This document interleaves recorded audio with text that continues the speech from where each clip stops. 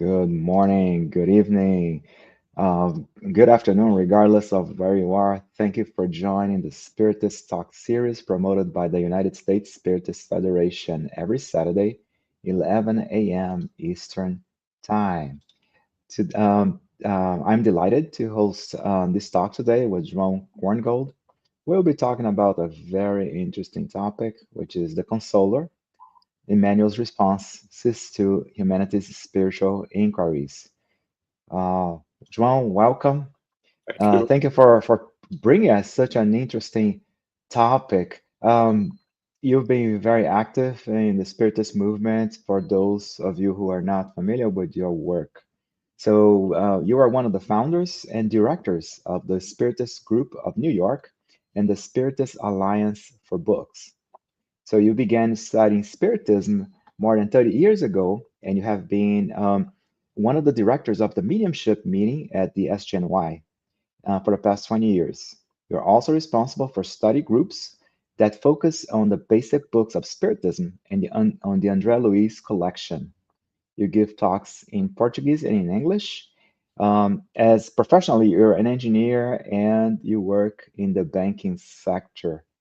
An interesting thing, João, is that you're gonna set up some time, right, towards the end to address any questions and comments. So make sure that whichever social media platform you're using to follow us, make sure that you send again your questions and comments, and João will address those. João, again, thank you so very much, and the floor is yours. Thank you, Glaucio. Thank you all. It's a pleasure to be here in this Spiritist Talk series. Today, we brought a very interesting book to talk about it. This book was published in Brazil in 1940, and it's considered one of the main works of Emmanuel and Chico Xavier. The Consoler is a book of questions and answers. And to give you some context, it originated from discussions within the Luiz Gonzaga Spiritist group in 1939. Luiz Gonzaga Spiritist group was the group founded by Chico Xavier in 1927 when he became more involved with Spiritism. He was 17 years old, and he opened this group with his brothers. Luiz Gonzaga, the name, because he was a famous saint, and the day of the foundation of the group, it was the day of the Saint Luiz Gonzaga. So a spirit suggested discussing Spiritist topics with Emmanuel to broaden the group's knowledge. So the suggestion for the book came from a spirit, not from an incarnate one, and not from Emmanuel. Emmanuel agreed to participate, and then he set guidelines for the work. The work began with questions posed to Emmanuel by group members and Spiritist friends. Emmanuel then selected, organized, and cataloged these questions. So, what is this book? The Consoler is a Q&A style book, like the Spirit's book. So the Spirit's book has 1,019 questions. The Consoler has 411 questions. It is divided in three main sections, each addressing different aspects of spiritual knowledge. The first part, science, has 114 questions. The second part, philosophy, has 145 questions.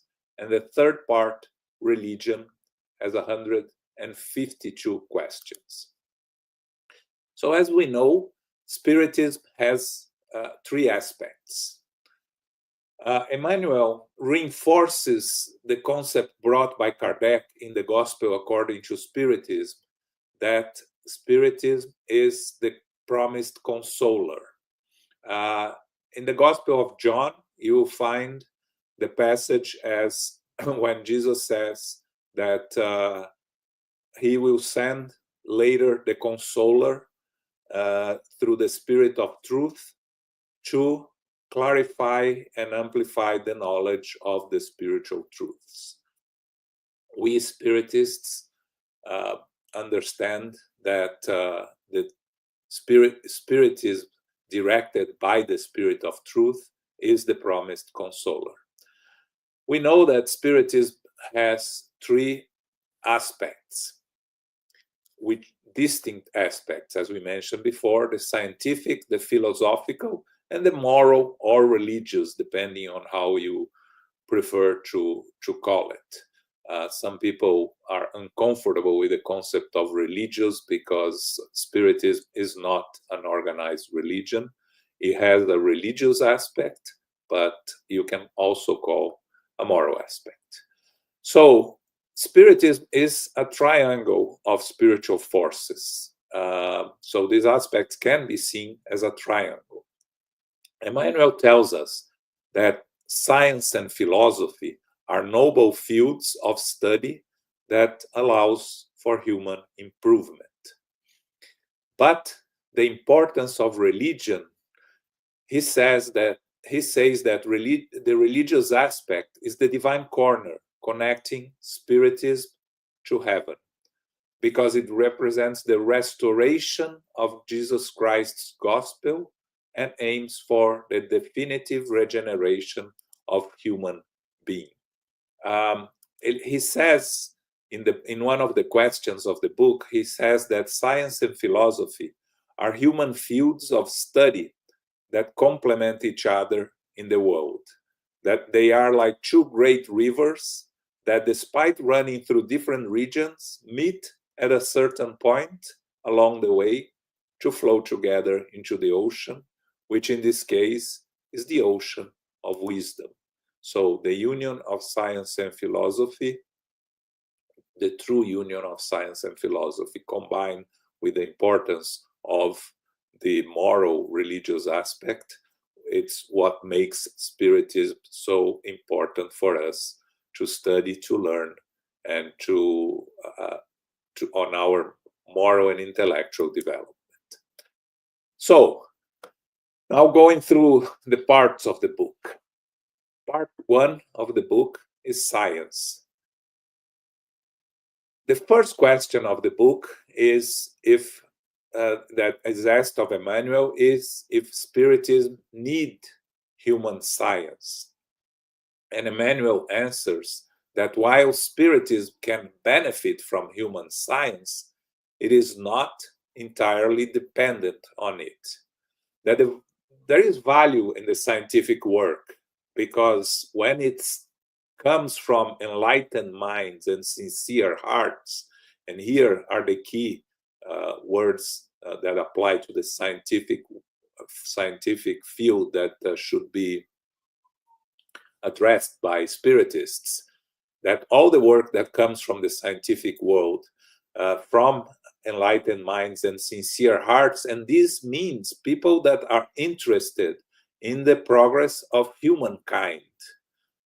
It doesn't mean that they need to be Spiritists or they need to have any religion. They may not have any religion at all, but if they have sincere hearts and enlightened minds, they are going to contribute to humanity through their scientific work. And any time that they don't have any religion, but they believe in spirituality, it prevents any bias that they may carry. Actually, Emmanuel says that science needs Spiritism, because if human science wants to contribute to progress and harmony, it can use the help of Spiritism to enlighten feelings for moral improvement. And we see the scientific researches connected to spirituality that are being made in different places of the world, but especially in Brazil, through Dr. Alexander Moreira Almeida and people connected to him, that they are using spirituality, the knowledge that already is brought by Spiritism, to go deeper into scientific study, to understand better and connect spirituality with science, which in the end is what we all need for our evolvement. So the consoler touches upon 5 fundamental sciences. He talks, there are items on chemistry, on physics, on psychology, on sociology, and in biology. When he talks about chemistry, Emmanuel tells us that the spiritual realm cooperates with human investigation in chemistry, that our researchers did not create the chemical phenomena. Of course, it have existed since the beginning of times. That the planet atmosphere was also the work of spiritual forces. So the organization and the build of planet Earth from the beginning, under the direction of Jesus, the governor of the planet, is what created all Earth and its conditions.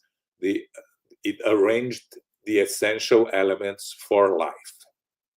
We have to understand that Emmanuel goes deeper into these studies in the book on how the spirits participate in all aspects of our life here, our physical life, directing, supervising, and influencing all different fields of work of humanity. So in physics, Emmanuel talks that there are spirits specifically in charge of executing the physical laws on the planet, that humans should continuously research on this field.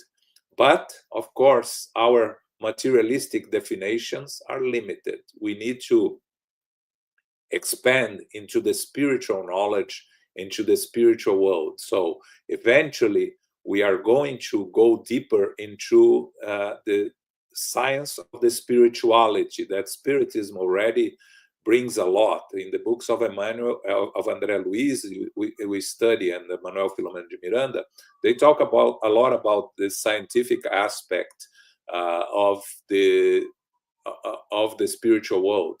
When we study the perispirit, of course, this is not material. The perispirit belongs to its matter, but belongs to the spiritual world. So when we are studying the perispirit, we are studying the scientific aspect of the spiritual world. So he gives the example of the ether, of course, that scientists have discussed but not perfectly understood. And even the spirits are still investigating it. So we need to also understand that the spirits that surround us are not perfect spirits. They are evolved spirits. That the only pure spirit that has been with us since the beginning of Earth is Jesus, the governor of the planet. All other spirits are evolving. There are some spirits that participate in the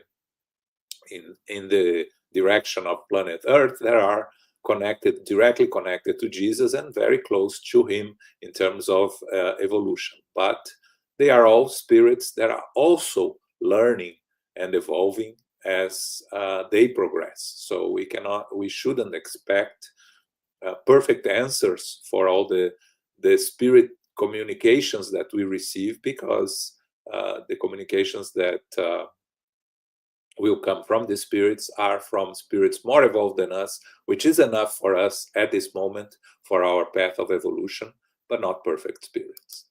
So when Emmanuel talks about biology, he describes the perispirit that shapes the cellular inheritance necessary for our trials into our new incarnation. And he mentions that incarnation starts at embryonic life, with enlightened spirits having more freedom during the period of pregnancy, less evolved spirits being less aware of what's going on. He brings, and again, remember, this is 1940, he brings the concept that genetics interacts with psychology while talents stem from the spirit. We carry our eternal evolvement in our new incarnation, bringing whatever is necessary for our present incarnation from the spirit world through our evolutionary journey. So Emmanuel mentions that evolutionary theories align increasingly with Spiritism. Very interesting recent study from Dr. Alexander Moreira Almeida of genes in mediums, differentiating from genes on first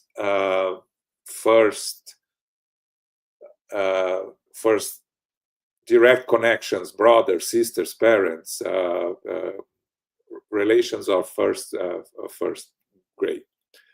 When Emmanuel talks then about psychology, he explains to us that mental life is based not only on the five senses, but also on our experiences that we carry from previous lives, what he calls latent memories.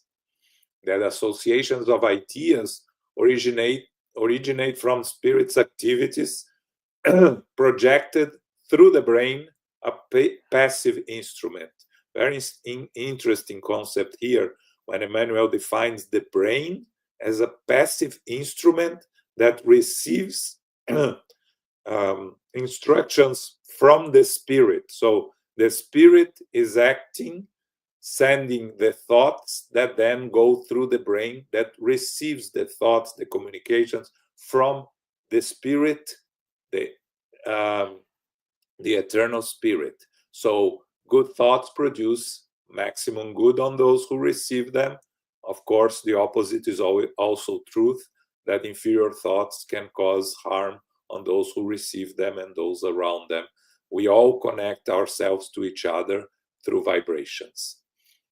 And then he covers sociology, that all individuals have equal rights before God.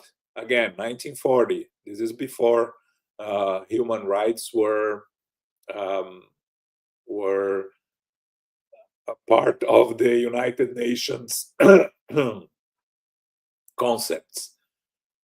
So he tells us that all individuals have equal rights before God, with the right to seek wisdom and love through personal effort and work. And that Spiritism, by bringing back truth and harmony, is the best antidote against harmful political philosophies, that the true disciples of Jesus have a mission more sublime than politics, which is to expand the spiritual knowledge of humanity.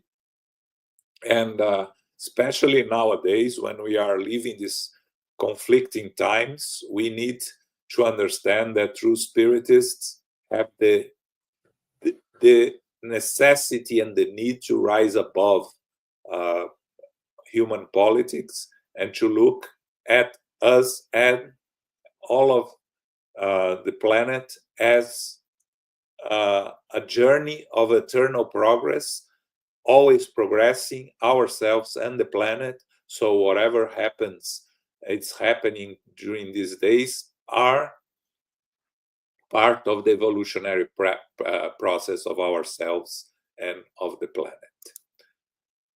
Then on part 2, which is philosophy, it starts on question 115, when Emmanuel is asked, is philosophy the synthetic interpretation of all activities of the evolving spirit on earth? And he answers that philosophy, in fact, represents the summary of the evolutionary activities of the incarnate spirit on earth. That its assertions are the forces that drive and give loftier purpose to science, spiritualizing its principles until, united with each other indissolubly, they enter the divine hall of eternal truth. So what he's saying here is that philosophy, in the end, is what gives spiritual meaning to science, and connected with it, and will bring into the religious aspect the truths that will help us evolve. So the journey of the spirit through philosophy, he covers some key areas in this part. The philosophical aspects, including life, emotions, culture, enlightenment, and evolution. He emphasizes in life, he emphasizes learning through experience and the concept of transition, meaning the multiple reincarnations, life and death, as a natural part of the spiritual journey, that the process of evolution goes through going back to the spiritual world, coming back on the new reincarnation. When he deals with emotions, he discusses the role of art as spiritual contemplation, affection as a foundation for fraternity, and duty as a moral imperative. Those that know Emmanuel knows very well that he focuses very much on our duties and responsibilities and on discipline. When he discusses culture, he examines reason and its limitations without faith, meaning reason without faith is limited. We need faith to amplify our understanding and concept and our reasonable thoughts. He also discusses intellectualism and the concept of personality beyond earthly expressions. When he talks about enlightenment, he focuses on our needs that goes beyond material ones. The importance of work for edification and the pursuit of fulfillment. That the self-enlightenment goes through the gospel of Jesus. And he stresses that belief differs from enlightenment because enlightenment involves feeling and vibrating with knowledge, because belief is limited in the sense that if you have belief but you don't understand why you believe, your beliefs can be easily changed if something different is brought to your attention. When you have enlightenment, so you have knowledge and you have feeling, then you come to true belief, which is what we need on our understanding of our spiritual nature. And evolution, when he discusses evolution, he goes through pain and trials. He shows that they are learning opportunities and virtue as an achievement of the spirit cultivated through self-discipline. Remember when he tells Chico that when he first appears to Chico Xavier, he tells Chico Xavier that he's going to ask only three things of Chico Xavier. And Chico asks what? And he says, discipline, discipline, discipline. So Emmanuel is very focused on the need of discipline, self-discipline as a tool for our evolvement. So he concludes that all evolutionary theories on Earth move towards the truths of Spiritism. And then finally, on part 3, he talks about religion. And the first question of part 3 is, how can we interpret the role of religion in our everyday lives compared to the science of philosophy? And Emmanuel answers that religion is a divine feeling whose manifestations are always the most sublime expressions of love. While science and philosophy carry out the work of experimentation and reasoning, religion edifies and enlightens the sentiments of human beings. Science and philosophy are founded on wisdom. Religion epitomizes love, and those two, love and wisdom, are the divine wings with which the human soul will one day enter the sacred portals of the spiritual realm. So here Emmanuel brings us the concept of the two wings of evolution, which is the moral and the intellectual evolvement, that without both wings working together, our evolution is limited. So, of course, we understand that the paths of evolution on both wings are different. Sometimes we evolve more on the intellectual side and the moral aspect stays behind. So we have to make a stop on our intellectual progress and focus on our moral progress. The other aspect, more evolved on the moral aspect, on the moral side, is much more rare, but also those that evolve through moral aspect much more than intellectual eventually will have to come to new incarnations to develop their intellectual aspect. So 2 wings of evolution, moral and intellectual. Science and philosophy are the parts of the intellectual developed, founded on wisdom.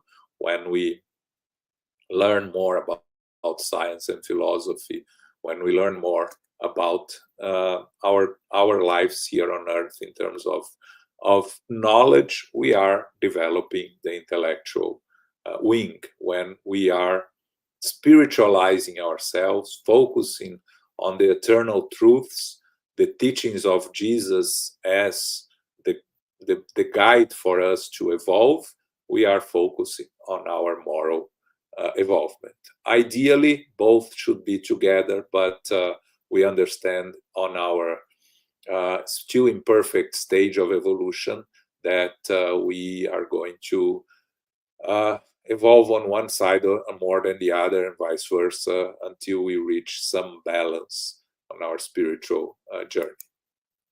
So Emmanuel talks on Spiritism and faith. He first covers the connection to the religious texts. So he interprets the Old Testament, the Gospel, and its relation to Spiritism. We have to, for those that want a reminder, the difference between the Bible and the Gospels. The Bible comprises the Old Testament, which is shared with Judaism, with some differences in canon, parts accepted on one and not on others, and the New Testament specific to Christianity that include the Gospels, the Acts, the Epistles, and Revelation.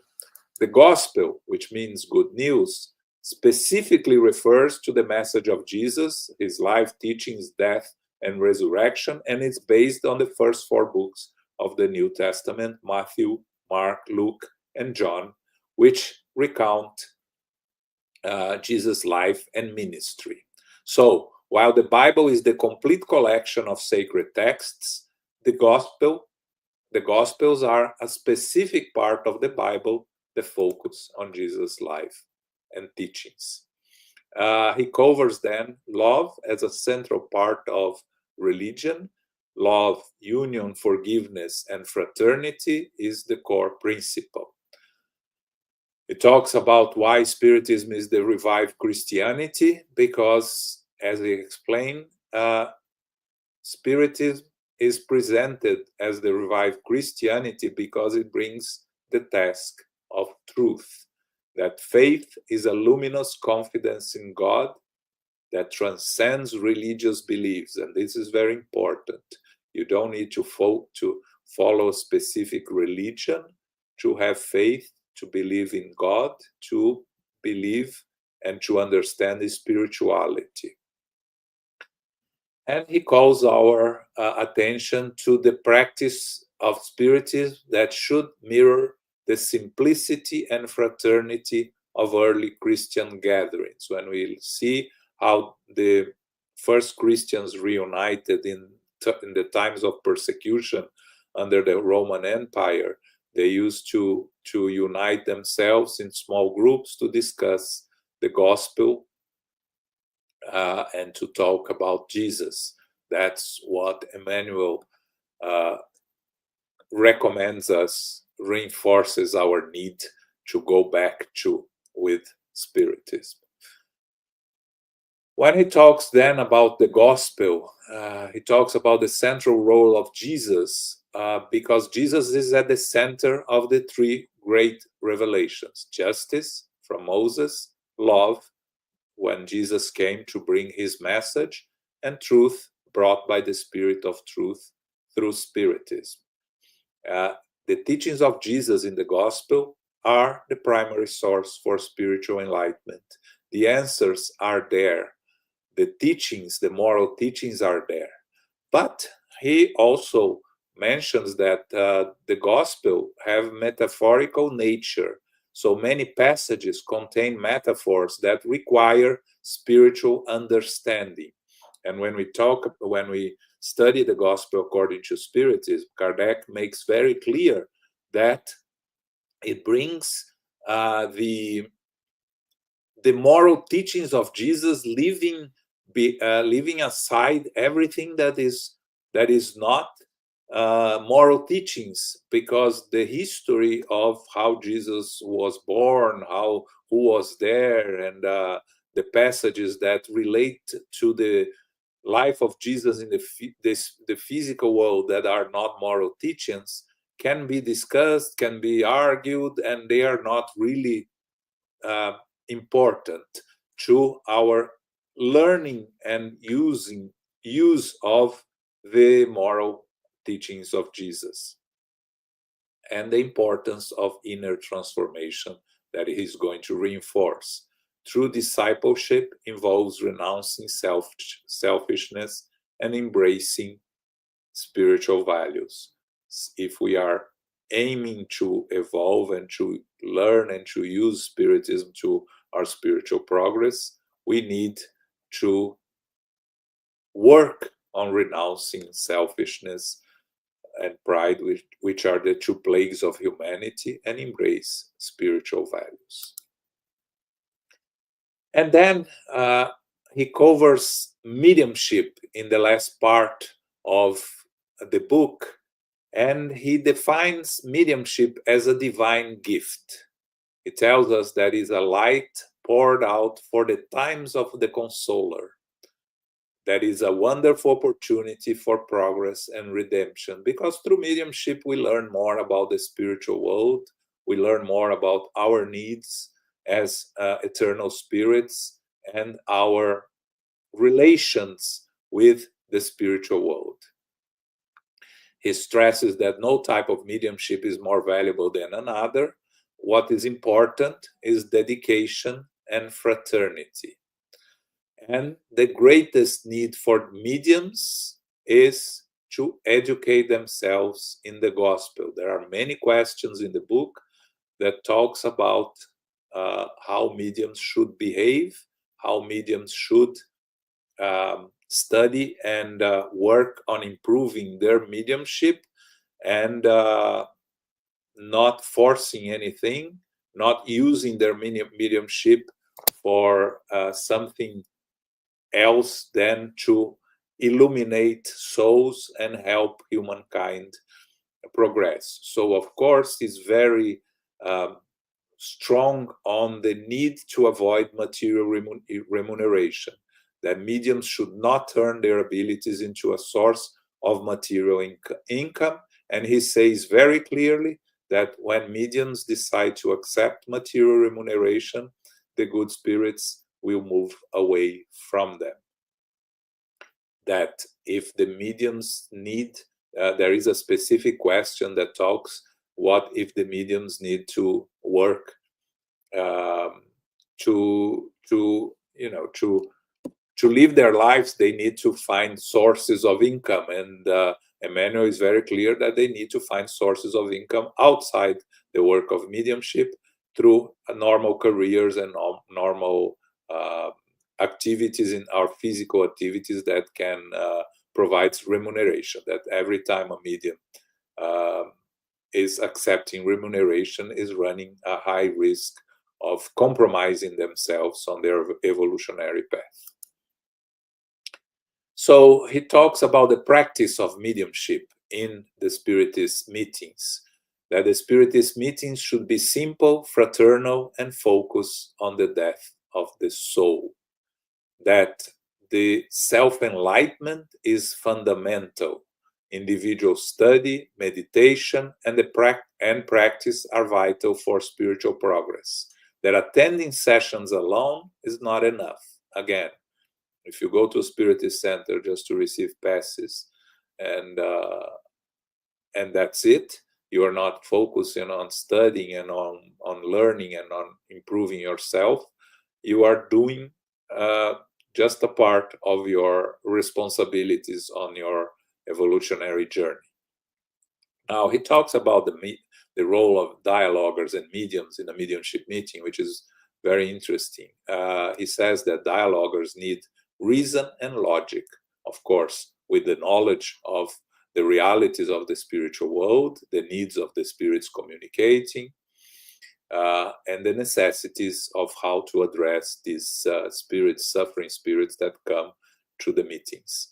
And mediums need pure emotions, faith, and altruism. They need to allow themselves to be instruments of the work of the spirits, allowing them to be as much as possible as a clean vessel to the communications that are going to come through them.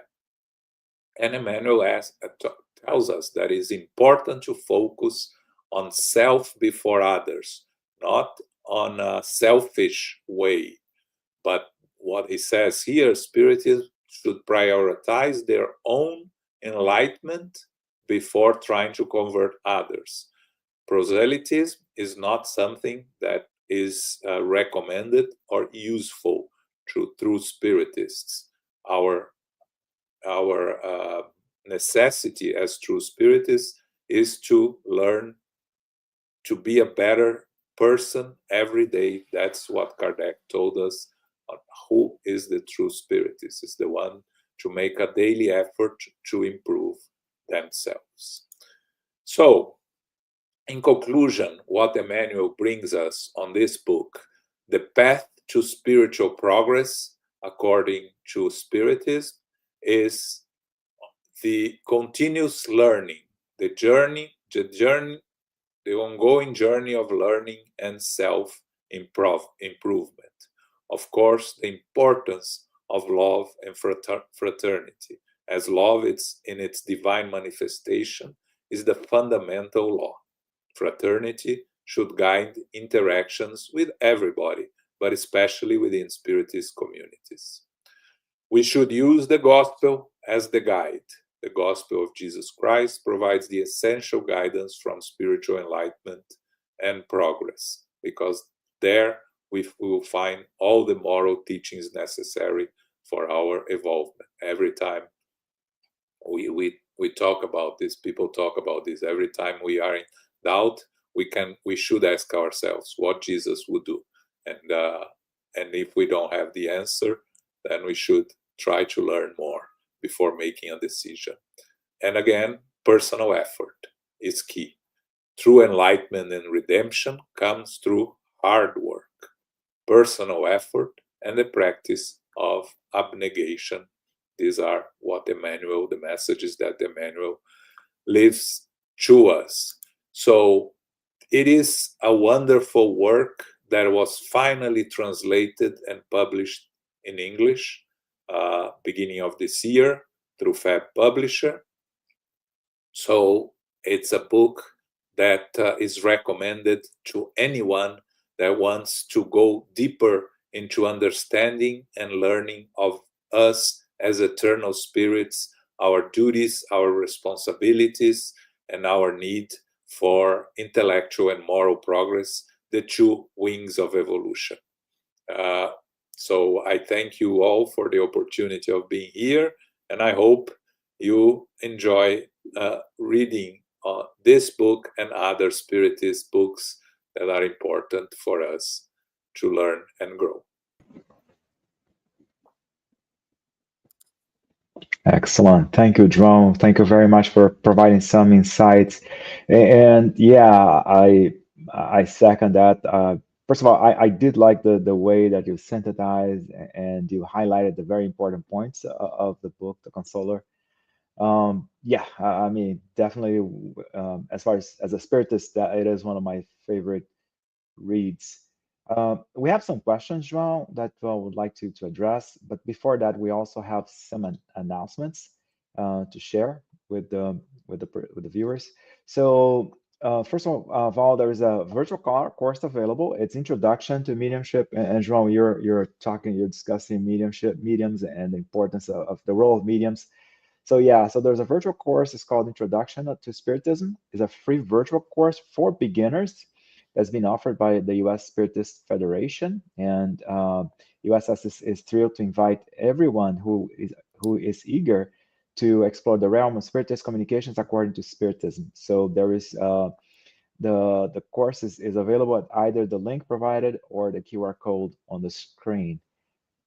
Also, yeah, and João, you mentioned psychology as well. So there's a podcast like series Psychology and Spirituality, A Bridge to a Better Life. It is based on the works by Joana de Angelis. There's a new episode every Friday at 6 p.m. Eastern Time, available on both YouTube and Spotify. New book that came out, it's the Spiritist Review 1865. So the Spiritist Review was written by Allan Kardec between January 1858 and April 1869. It totals 12 volumes. It is the largest Spiritist production by Allan Kardec. So in addition to the profound study of Spiritist theory and explanation about several questions raised by Spiritists, the Spirit Review also provides an insight on the evolution of Kardec's thought process. The new publication is volume 8 in the series. So 8 books already, everybody has access to those. There's a Spiritist app, Be My Hope, which is available on the App Store or Google Play. And it offers uplifting content in a collection of videos, daily messages, and audio materials. So you can download it now. Available 7 free professionally recorded Spiritist audiobooks, sponsored and produced by the Spiritist Society of the Carolinas. And you can listen to those at your own pace, listen to Kardec's the foundational works, and they're available on YouTube at Spiritist Society of Carolinas. And of course, the U.S. Spiritist Federation is always providing us with great content, different platforms. So if you want to help, there is a QR code for that.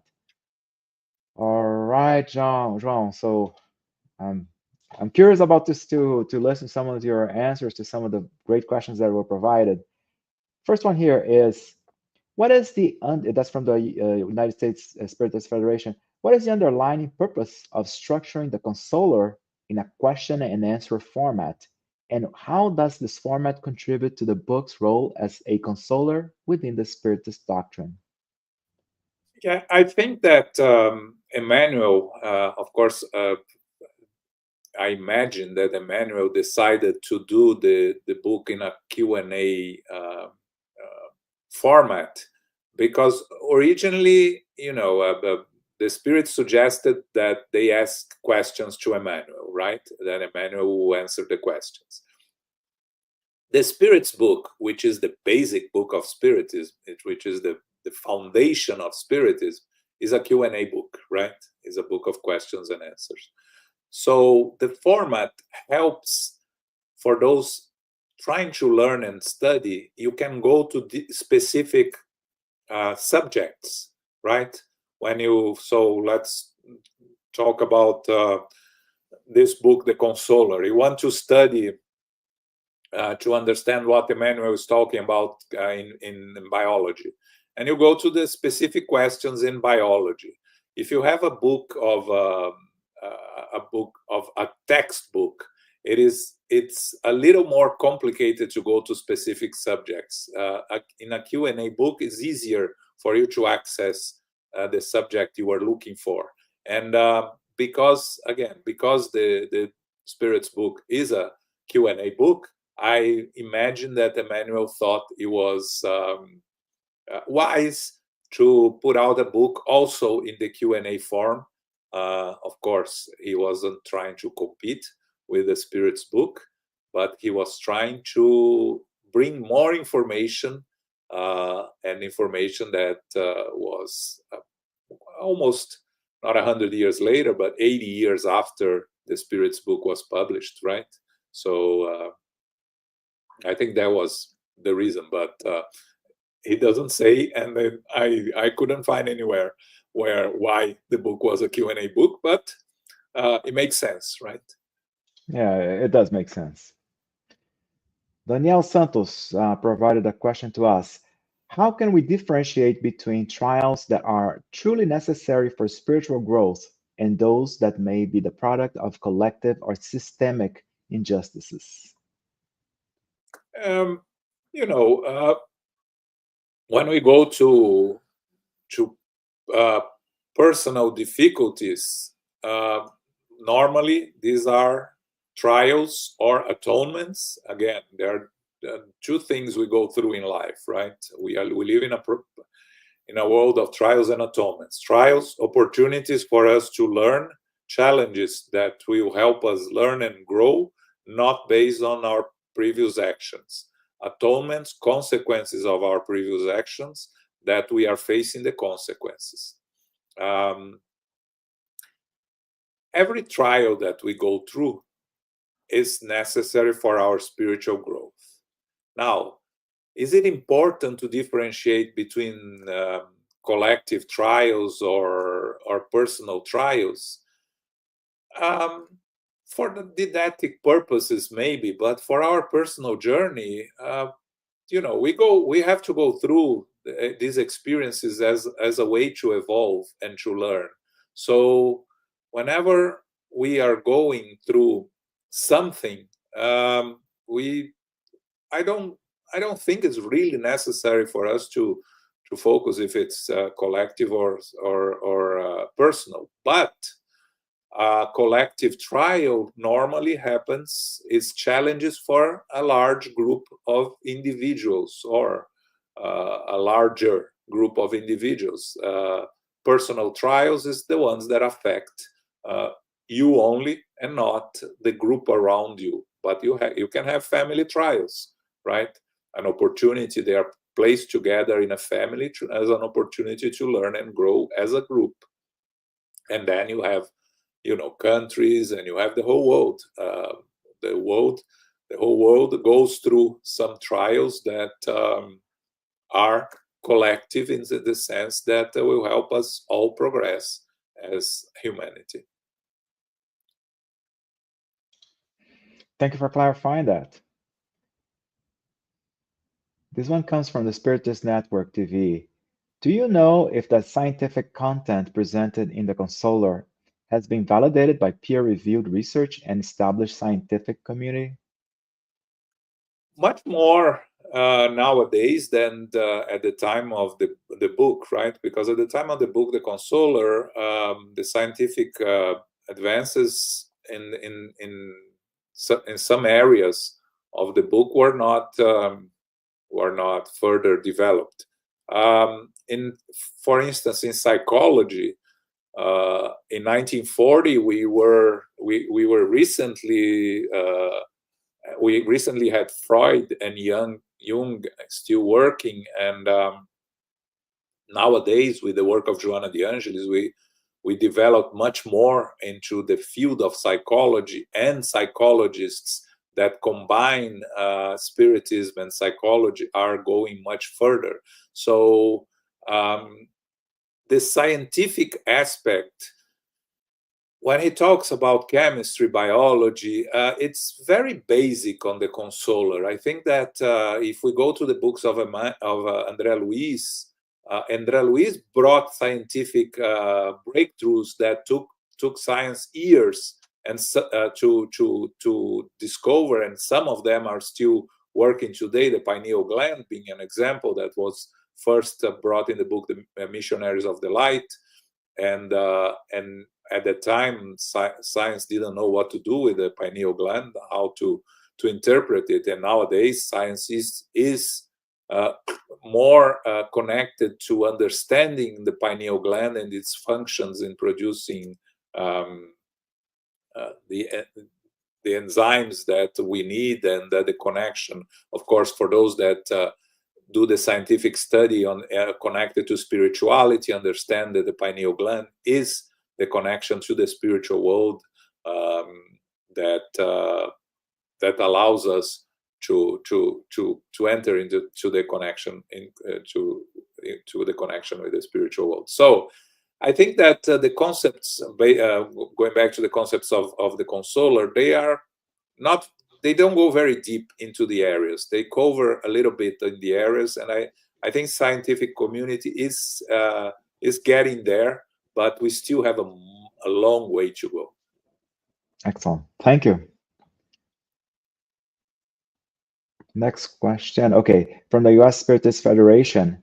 If both moral and intellectual evolution are the two wings of human progress, why there are so many disparities on how technology and ethics are spread on planet Earth?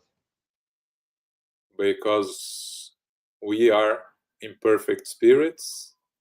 We are working hard on the intellectual evolvement. It's important to understand that it's much easier to develop on the intellectual side, because the intellectual development, you are building things on top of things that already exist. So it's just an addition. You are adding. The moral evolution is a subtraction game. You need to eliminate things. You need to eliminate your imperfections, and to eliminate things, to get rid of bad habits, to get rid of tendencies that we have, is much harder to do than to add knowledge. Because adding knowledge, even without making much effort, you are adding knowledge every day, right? There are new things that come every day that become part of your life, and sometimes you don't even pay attention to it, but you are learning. So it's a natural process that is easier to achieve. And again, the other side, the moral evolvement, requires effort, requires willingness to fight our imperfections, to fight our inner tendencies. So it's always easier to evolve on the intellectual side. And because we have nowadays much more knowledge and understanding of access to everything that is going out in the world, we are able to face the challenges of our mistakes as a society. We have access much more than we had 80 years ago at the time of the book, right? The news came. It came by letters. It came by telegraph, so like yesterday we had an earthquake in Myanmar that caused so many pain, so many suffering, and immediately we learn about we see photos, we see what happens. Why is that? Because we evolved morally enough to be able to help. 100 years ago, we would just mostly ignore what's happening outside our inner circle. So the more you know, the more responsible we are. The more we know today, the more responsible we are, because we are ready to deal with it. Are we going to deal with it in an efficient way? That's a different question. But we are ready. We are not going to receive information that we are not ready to deal with. Excellent. Thank you.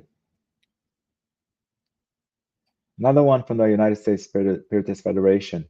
Spiritism offers a lot of codes of moral behavior for mediums. However, why are there still mediums who fail?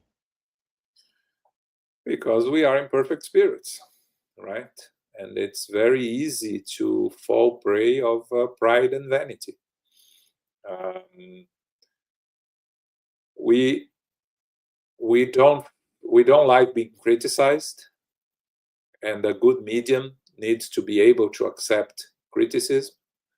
First, need to be able to self-evaluate, to understand through their learning that the messages they are receiving are true messages from spirits, if they are not influencing the message themselves, because the message has to come from the spirit as clean as possible. But of course, the mediums will have some sort of interference in the in the messages.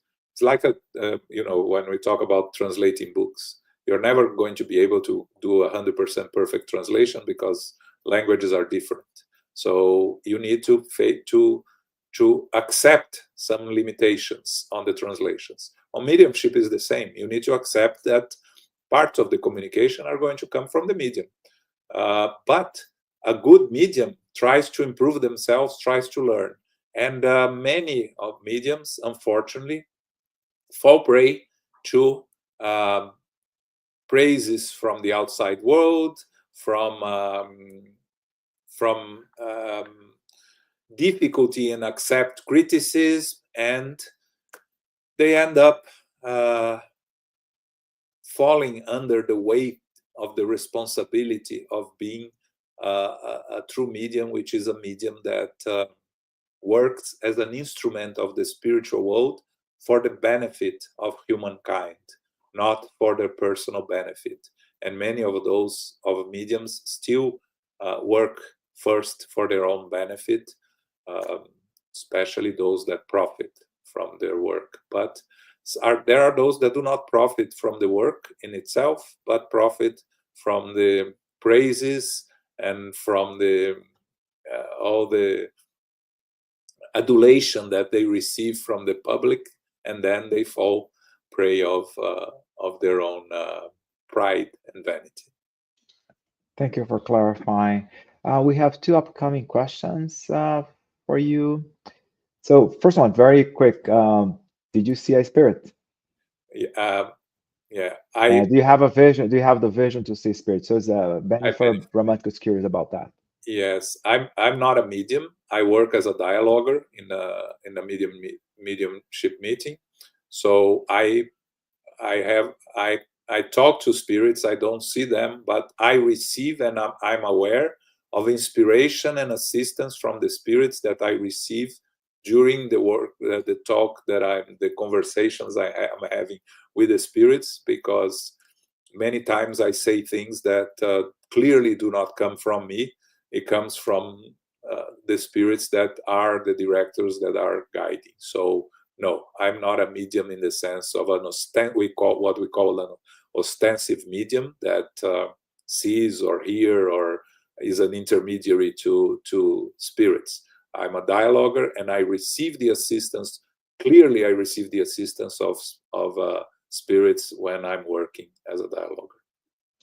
Yeah, and I'd like to use, if you allow me, João, to use the segue again to emphasize that the U.S. Spiritist Federation does offer a course for introduction to Spiritism as well for those who are interested to learn more about ostensive mediums versus passive mediums and whatnot.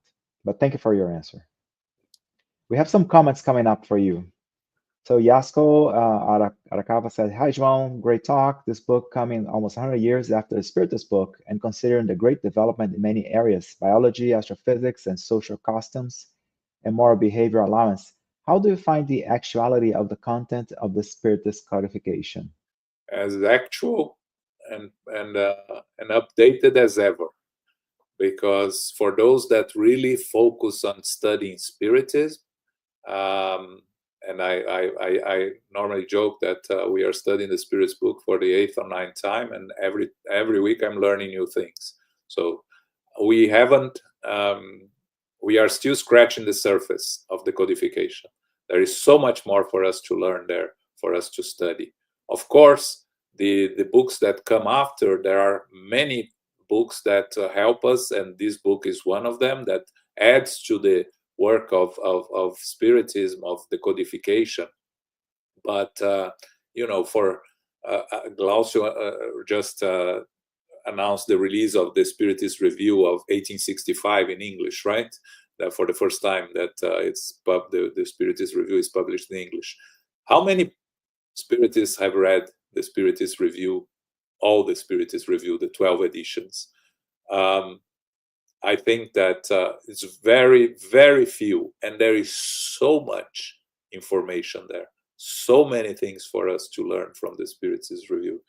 So I think, and also Emmanuel tells us that to learn everything that we have to learn about the gospel, it will take us 20 billion years. Again, 20 billion is more than we have passed from the Big Bang, right? So it is the information contained in the Spiritist codification is something that it's still very present for our learning and our needs of today. Those that say that the Spirit's book is outdated and the Spiritist codification is outdated, never really studied it deeply. They are just going a little bit over 2 or 3 questions and think that there is more. And I think this Spiritist codification brings us everything that we need at our stage of evolution. Of course, additional information and books and research is always important, but to discard the Spiritist book, the Spiritist codification is basically stop being a Spiritist. Thank you for clarifying that. So Violet provided a comment here for you. The way we lead our lives should be the example for others around us. Very Yes, true. as Francisco of Assis, St. Francis said, right? Go and preach, and if necessary, use words. Again, example is how we preach, by showing who we are and through our actions. Words are secondary to that. Mark Carlos commented here. Excellent overview. We start a book study in a few weeks, and I will send this link to all BSH and Divine Light members. Awesome. Great, Mark. Thank you. Violet again. I find it difficult to study my discipline on my own. I was on a roll during the COVID lockdowns when the studies were frequent online. So I appreciate you sharing this information. Excellent. Yes, it's important for those that can attend Spiritist, go to Spiritist centers, to go there, because the work that is done inside the Spiritist center is always beneficial. But for those that don't have any Spiritist center close, the online studies, they're very important and they can help a lot. One thing that COVID brought to us was really the dissemination of Spiritism online. And I think that's a very important tool that we have to use to our benefit as much as possible. Excellent. Andrea Costa, morning. Thank you for the study. Awesome. Thank you, Andrea. Thank you, João. Ricardo. Awesome. Great, João. Thank you very much for bringing such a great summary. Next week, we're going to have another very interesting lecture, The Cost of Anger. Talking about topics that are ageless, right? Anger is always an issue for all of us human beings. So Luis Lima will present it to us. So tune in again, April 5th, next Saturday at 11 a.m. Eastern Time. João, thank you again. If you could be so kind to say the final prayer for us, sir, we'd appreciate it. Sure. Thank you all for the opportunity of being here. I hope you take advantage of this opportunity to learn more, to read more, the Spiritist codification, and all the books that are helpful and important for us to learn and to evolve. So let us continue with our thoughts elevated, connected to each other, connected to the spiritual benefactors, thanking for the opportunity of being here today.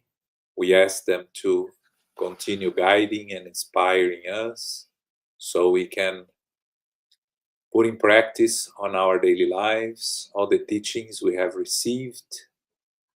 We ask for the protection throughout the week, for the protection of the Spiritist movement in this country and throughout the world, that we may be able to continue to disseminate the teachings of Kardec, to be able to continue to work united with the purpose of helping humankind to progress. We thank our Master Jesus for this wonderful opportunity of being reunited in His name. It is with our hearts full of gratitude that we ask permission to close our meeting. So be it.